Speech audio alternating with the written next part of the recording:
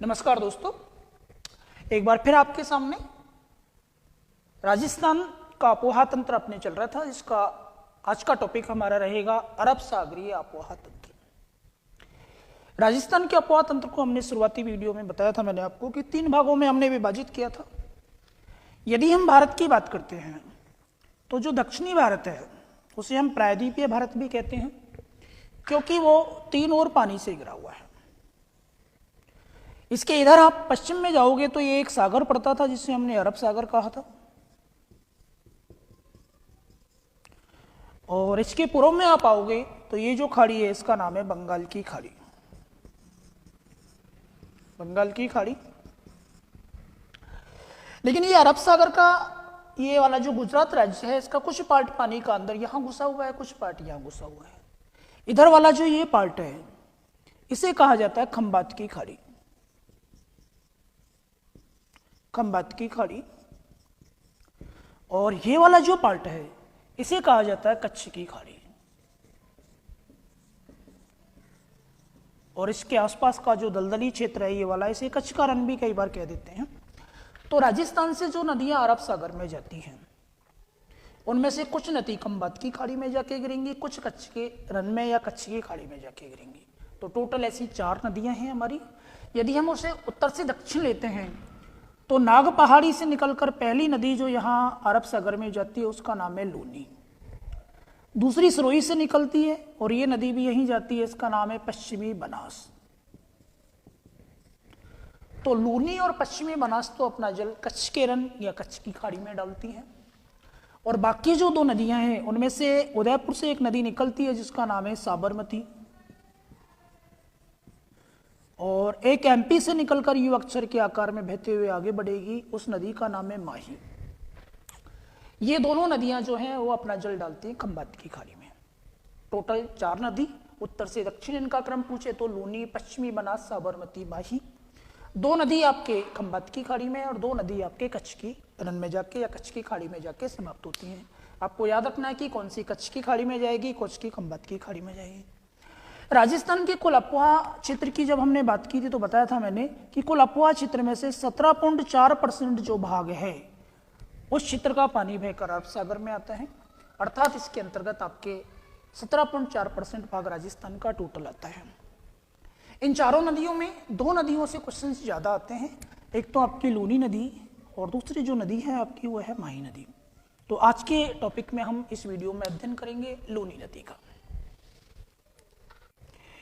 लूनी नदी की अगर हम बात करते हैं तो लूनी नदी पश्चिमी अरावली के पश्चिमी पार्ट, या हम कह सकते हैं कि पश्चिमी मरुस्थल की एकमात्र नदी है जो अपना पानी सागर तक ले जाती है। बाकी सारा क्षेत्र जो है वो आंतरिक अपोहा में आएगा। लूनी नदी का जो उद्गम है वो राजस्थान के बीचों बीच में एक जिला है जिसका नाम है अजमेर, और अजमेर जिले में एक पहाड़ी है, उस पहाड़ी का नाम है नाग पहाड़ी। पहाड़ी का नाम नाग पहाड़ी। और जिला पूछा जाए जहां से इसका उद्गम हो रहा है तो जिला रहेगा आपके अजमेर। इस नाग पहाड़ी से एक छोटा सा स्रोत यहां से आगे बढ़ता है। जब ये उद्गम स्थल पे निकलती है तो यहां इसे लूनी नहीं कहा जाता है। पहली बात तो ये है, यहां इस नदी को हम कहते हैं सागरमती। सागरमती। तो फिर लूनी कब कहलाएगी? यहां ऊपर इसके जाओगे तो एक और पहाड़ी है अजमेर जिले में ही, उस पहाड़ी का नाम है पुष्कर की पहाड़ी। और इस पुष्कर की पहाड़ी से भी एक छोटा सा स्रोत निकल के आता है आपके, और इस स्रोत का नाम है आपके सरस्वती। दोनों का यहां मिलन होता है और दोनों का मिलन का जो स्थान है वो अजमेर में ही, गोविंदगढ़। और दोनों के मिलने के बाद अब इस नदी का नाम हो जाएगा लूनी। लूनी नदी मध्यवर्ती भाग से दक्षिण पश्चिम की ओर बहते हुए आगे बढ़ेगी। अजमेर से निकलकर ये आगे चले जाएगी और आगे जो जिला आएगा हमारा वो है नागौर। नागौर से थोड़ी और आगे बढ़ी तो ये प्रवेश कर जाएगी आपके पाली जिले में। पाली से फिर और थोड़ी सी आगे बढ़ेगी तो ये चले जाएगी आपके जोधपुर जिले में, और जोधपुर से प्रवेश कर जाएगी आपके ये बाड़मेर जिले में। बाड़मेर जिले से आगे बढ़ के फिर दोबारा से हमारे नीचे की ओर आएगी और जिला आ जाएगा आपके जालौर।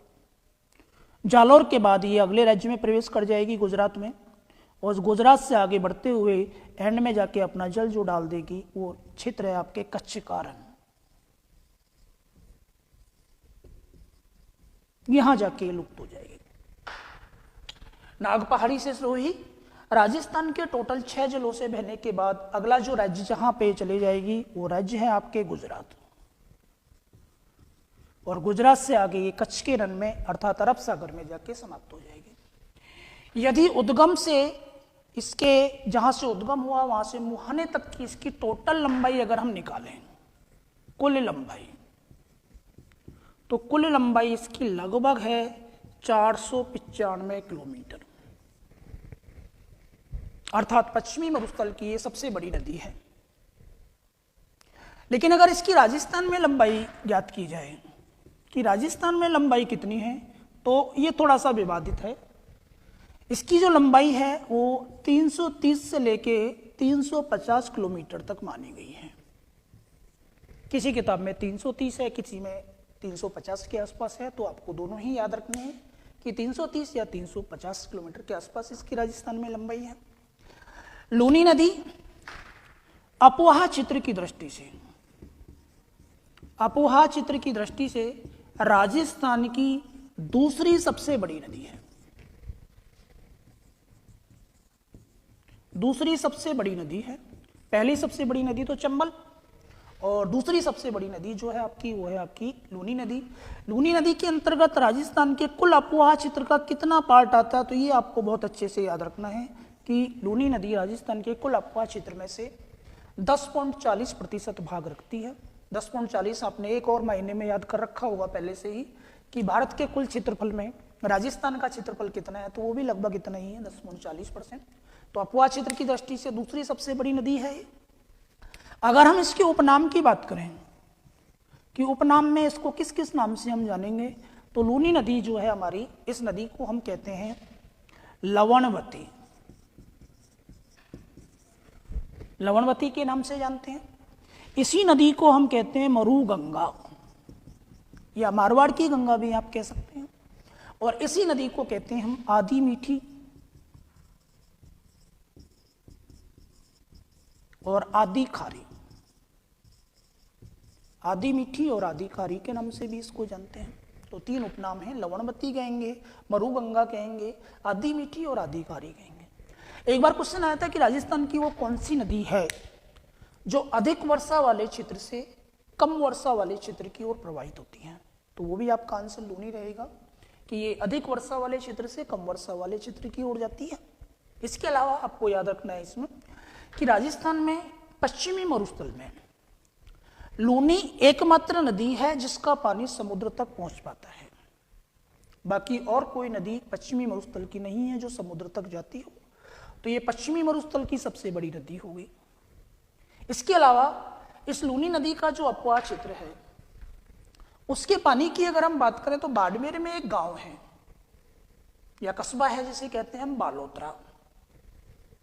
यदि उद्गम से बालोतरा तक आपने इसका पानी पिया, बाड़मेर में जगह है आपके,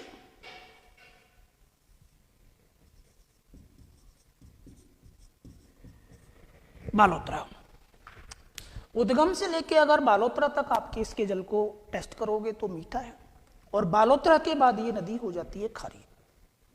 तो लूनी नदी का जल कहाँ तक मीठा है, तो बालोतरा तक, उसके बाद खारा हो जाता है। इसके अलावा इस बालोतरा के बारे में एक क्वेश्चन और आपके बनता है कि बालोतरा जो है वो लूनी नदी के पेटे से भी नीचे स्थान पे बसा हुआ है। लूनी नदी ऊंचाई से बह रही है और उसके नीचे वाले भाग में आपके बालोतरा शहर स्थित है। इस कारण एक क्वेश्चन एक बार आया था आरएस प्री में कि यदि पुष्कर की जो पहाड़ी है यहां अधिक वर्षा हो जाए तो बाढ़ कहां जाके आएगी, तो बाढ़ जो आपकी आएगी वो बालोतरा में आएगी। पुष्कर की पहाड़ियों में अधिक वर्षा होने पर जो बाढ़ आपकी आएगी कहां आएगी, बालोतरा में आएगी, और बालोतरा के बाद ये नदी आपकी खारी हो जाती है। इस नदी की हम बात करें तो ये नदी राजस्थान के टोटल 6 जिलों से होकर बहती है, और इन 6 जिलों का उद्गम से मुहाने की ओर अगर हम क्रम निकालें तो सबसे पहले जो जिला आएगा आपके अजमेर। अजमेर से निकलकर ये अगले जिले में चले जाएगी, जिले का नाम है आपके नागौर, और नागौर के बाद ये अगले जिले में प्रवेश कर जाएगी, जिला रहेगा आपके पाली। पाली से ये जाएगी आपके जोधपुर, और जोधपुर से आगे बढ़ते हुए चले जाएगी ये बाड़मेर में, और बाड़मेर से आगे जाएगी आपके जालोर में, और जालोर के बाद ये गुजरात में प्रवेश कर जाएगी। तो सर्वाधिक जिलों से बहने वाली नदियों की अगर हम बात करें तो राजस्थान में 3 ऐसी नदियां हैं जो 6 जिलों से होकर बहती हैं। एक तो हो गई लूनी आपकी, एक आएगी बनास, और एक आएगी चंबल। तो सर्वाधिक जिलों से बहने वाली नदियों में शामिल है। और जिलों की संख्या कभी पूछी जाए तो 6। और अगर इन जिलों को हम उत्तर से दक्षिण की ओर जमाएं तो सबसे पहले अजमेर आएगा। अजमेर से निकल कर ये आपके नागौर में जाएगी, नागौर से नीचे पाली आएगा, पाली से नीचे जोधपुर, जोधपुर से नीचे बाड़मेर, और बाहर किससे निकलेगी वो आपको याद रखना है। तो बाहर इसका जो निकास होगा गुजरात में वो कहाँ से होगा? जालोर से होगा। टोटल 6 जिलों से बहने वाली ये सबसे बड़ी नदियों में शामिल है। टोटल 3 है हमारी ऐसी, जिनमें से हमारी लूनी भी एक ऐसी नदी है जो 6 जिलों से होकर बहती है। इसके बाद यदि लूनी की हम बात करें तो लूनी एक ऐसी नदी है जो पश्चिमी मरुस्थल के क्षेत्र में प्रवाहित होती है। और पश्चिमी मरुस्थल का ये वाला जो पार्ट है ये मुख्य रूप से अर्धशुष्क मरुस्थल है। और अर्धशुष्क मरुस्थल के जिस पार्ट से लूनी बह रही है उस क्षेत्र को कई बार गौड़वाड़ प्रदेश, क्वेश्चन आएगा कि लूनी बेसिन को किस नाम से जाना जाता है, तो उसका नाम है गौड़वाड़ प्रदेश। गौड़वाड़ प्रदेश भी कहते हैं लूनी बेसिन को। और एक और क्वेश्चन है कि इसको जालौर में इसके बेसिन को एक और नाम दिया जाता है स्थानीय रूप से, वो नेहट भी कहते हैं। तो लूनी बेसिन को गौड़वाड़ प्रदेश, और जालौर में किस नाम से जाना जाता है तो वो नाम आपके रहेगा नेहट प्रदेश। अब इसकी अगर हम सहायक नदियों की बात करें तो सहायक नदियां हैं वो 2 पार्टों में हम बांटते हैं। एक दाएं किनारे से हो जाएंगी, एक बाएं किनारे से हो जाएंगी। नदी का दायां और बायां किनारा कौन सा होगा वो कभी ज्ञात करना है तो जिधर दिशा में नदी बह रही है उस साइड में अपना मुंह करके खड़े हो जाओ। मुंह करके खड़े होने के बाद जो आपका राइट हैंड होगा वो नदी का राइट किनारा कहलाएगा, और जो आपका लेफ्ट हैंड होगा वो नदी का लेफ्ट किनारा कहलाएगा। अर्थात इस नदी का दायां किनारा अगर मैं बात करूं तो ये ऊपर वाला किनारा रहेगा, और मैं बाएं किनारे की बात करूं तो इसका ये नीचे वाला किनारा रहेगा। बात करते हैं इसकी सहायक नदियों की। सहायक नदियों की हम बात करते हैं तो इसकी दाएं किनारे से एकमात्र सहायक नदी निकलती है, यानी कि एक ही नदी निकलती है, और उसका जो उद्गम होता है वो नागौर जिले में एक गांव है, और गांव का नाम है पोंडलू गांव। पोंडलू गांव, यहां से नदी निकलती है नागौर से, और नागौर से निकलने के बाद अपना जल ये डाल देती है जोधपुर में जाके लूनी में। नदी का जो नाम है वो है जोजडी। एक बार आरपीएससी ने क्वेश्चन पूछा था 3rd ग्रेड टीचर में कि लूनी की एकमात्र सहायक नदी कौन सी है जिसका उद्गम अरावली पर्वत से नहीं होता है। तो बाकी इधर वाली जो सहायक नदियां वो सब अरावली पर्वत से निकलेंगी। एकमात्र सहायक नदी जिसका उद्गम अरावली से नहीं होता और दाएं किनारे से लूनी में मिलती है उसका नाम है जोजड़ी। कहाँ से निकली तो पोंडलू गांव, और पोंडलू गांव कहाँ पे है तो ये है आपके नागौर में। बाकी सभी नदियों का उद्गम अरावली पर्वत से होगा, और अरावली पर्वत से निकलने वाली इसकी सहायक नदियों की यदि हम बात करें तो इसकी सहायक नदियों में क्रम से जो आएंगी, सबसे ऊपर जो नदी है वो है बांडी। बांडी के बाद अगली जो इसमें सहायक नदी निकल के आएगी उसका नाम है आपकी लीलड़ी। लीलड़ी के बाद अगली जो सहायक नदी निकल के आएगी, सॉरी ये है आपके दूसरे नंबर पे मीठड़ी।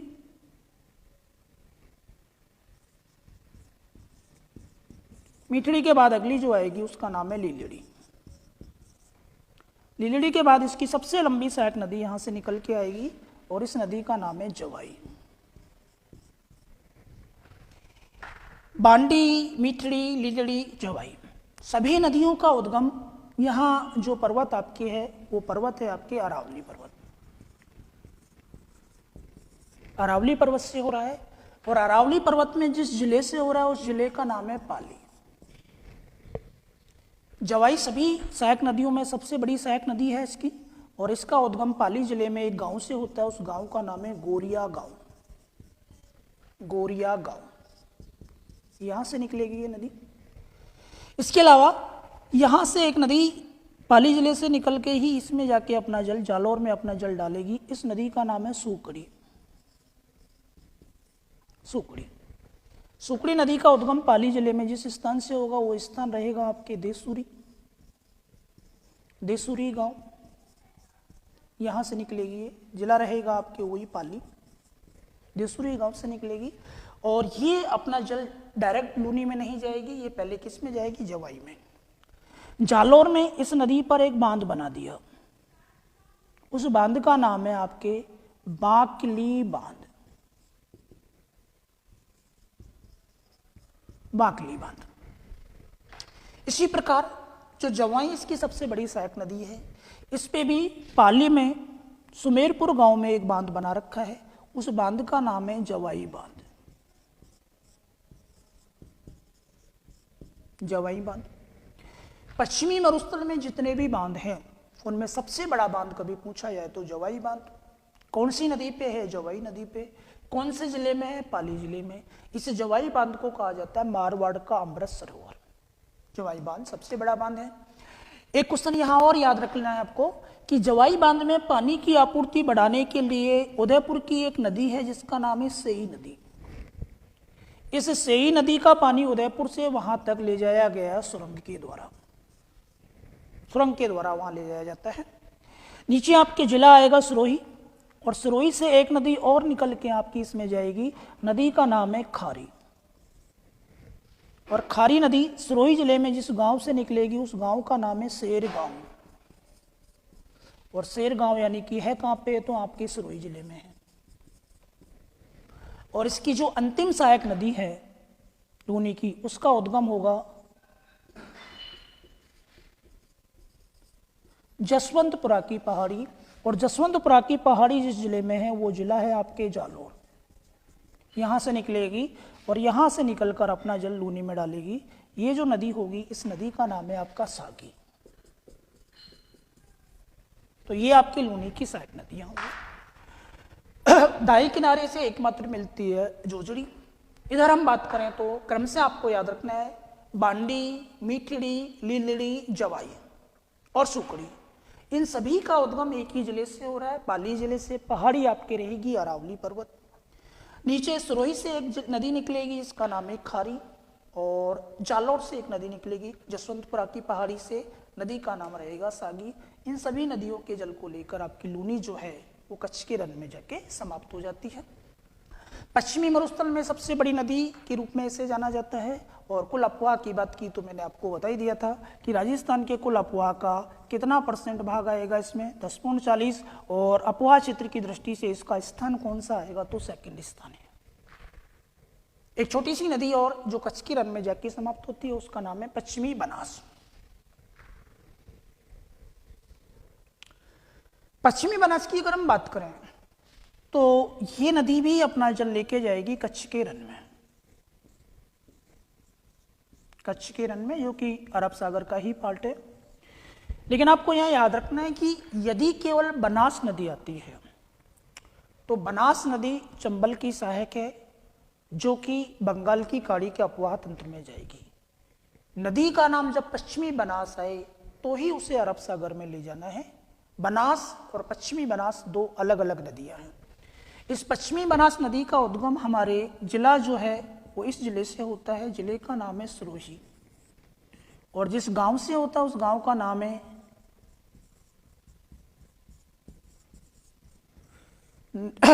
नाम है नया सानवरा गांव। इस गांव से निकलने के बाद सिरोही जिले में ये नदी आपके 50 किलोमीटर के आसपास बहेगी। और सिरोही में बहने के बाद डायरेक्ट ये नदी आपके पहुंच जाएगी गुजरात में। और गुजरात में बहने के बाद ये नदी अपना जल डालेगी कच्छ के रण में जाके। तो राजस्थान में ये नदी केवल एक ही जिले में बहती है, जिला है आपके सिरोही। अर्थात राजस्थान के लिए इसका ज़्यादा महत्व नहीं है, गुजरात के लिए ज़्यादा महत्वपूर्ण है। इस नदी के किनारे पे गुजरात का एक शहर स्थित है जिसका नाम है दीसा। दीसा शहर इस नदी के किनारे है। और सूकली प्लस सीपू, ये दोनों नदियां सहायक नदी हैं आपके पश्चिमी बनास की। सहायक नदी पूछी जाए तो सूखली और सीपू दोनों पश्चिमी बनास की हैं। बाकी इसके बारे में ज़्यादा कुछ आपको याद करना नहीं है। उद्गम सिरोही से हुआ, गुजरात में बहेगी, कच्छ के रण में जाके समाप्त हो जाएगी। और सहायक नदी पूछे तो सूखली और सीपू। अगले वीडियो में हम माही की बात करेंगे।